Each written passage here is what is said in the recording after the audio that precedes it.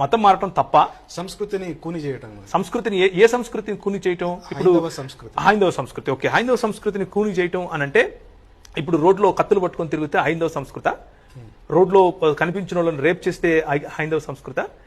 చంపేసి కండకొక కత్తికొక కండ కోసేసి కాలువల దగ్గర సైడ్ లో పడేస్తే మొన్న జరిగినట్లుగా ఢిల్లీలో జరిగినట్లుగా అది హైందవ సంస్కృత? లేకపోతే మొత్తం రైల్వే డబ్బాలను తగలటం హైందవ సంస్కృత? ఇదేది హైందవ సంస్కృతి కాదు. మన దేశం ఇలాంటి సంస్కృతి చేయలేదు. ఇది ఎవరి సంస్కృతి అని అంటే ఆర్ఎస్ఎస్ బీజేపీ తీసుకొచ్చినటువంటి హిందుత్వవాద సంస్కృతి. సో హైందవ సంస్కృతి ఎక్కడ? ఏ క్రైస్తవ పాఠశాలల్లో లేకపోతే ఏ క్రైస్తవ ఆలయాలలో జీన్స్ ప్యాంట్లు వేసుకోండి, మిడ్డీలు వేసుకోండి అని నేర్పిస్తారు? మీరు తీసే సినిమాల్లో నేర్పిస్తున్నారు. అది మీరు తీసుకొస్తున్నారు బయట నుంచి వచ్చే సంస్కృతి. క్రైస్తవులు ఎక్కడ తీసుకొస్తున్నారు? ఏ క్రైస్తవ ఆలయాల్లో ఏ క్రైస్తవ బళ్లలో మీరు దొంగతనాలు చేయండి అని నేర్పిస్తున్నారు? ఏ ఆలయాలను కూల్చండి అని నేర్పిస్తున్నారు? ఎవరు నేర్పించట్లేదే, మీరు నేర్పిస్తున్నారు.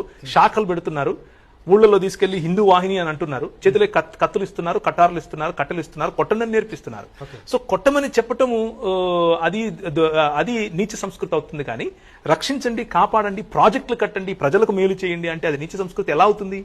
అంటే సంస్కృతి అనేది నిర్వచనం అవుతున్నాను. సో ఇదంతా కూడా ఒక బూటకపు పన్నాను. ఏంటి బూటకపు పన్నాను అంటే నేనే తిన్నాను, అవసరం తీసుకోవాలి.